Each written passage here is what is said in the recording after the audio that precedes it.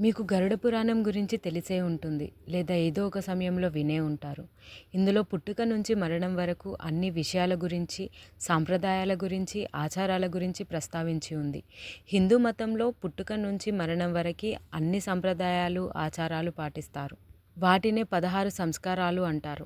అందులో 16వ ఆచారానికి సంబంధించిన అనేక సాంప్రదాయాలున్నాయి. అంటే చివరి కర్మలు ముఖ్యమైనవి. అంత్యక్రియల అనంతరం అస్థికలను నిమజ్జనం చేసే సాంప్రదాయం వీటిలో ఒకటి. సనాతన ప్రజలు మరణించిన తర్వాత వారి కుటుంబ సభ్యులు అస్థికలను సేకరించి గంగా నదిలో నిమజ్జనం చేస్తారు. అయితే 3 రోజుల తర్వాత మాత్రమే అస్థికలను ఎందుకు సేకరించి నిమజ్జనం చేస్తారు?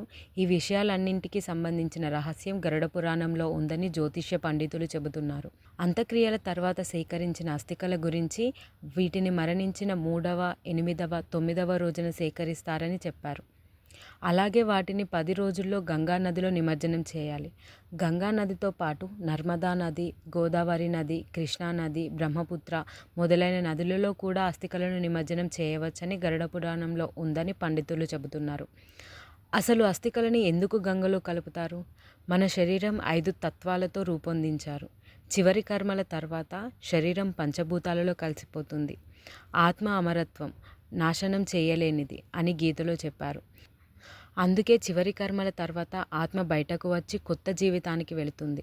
అస్థికలను నిమజ్జనం చేయడం వల్ల ఒక వ్యక్తి ఈ లోకం నుండి విముక్తి పొందుతాడని, అతని ఆత్మకు శాంతి కలుగుతుందని పురాణం చెబుతుంది. అందుకనే అస్థికలని గంగలో కలుపుతారని పురాణంలో పేర్కొన్నారు.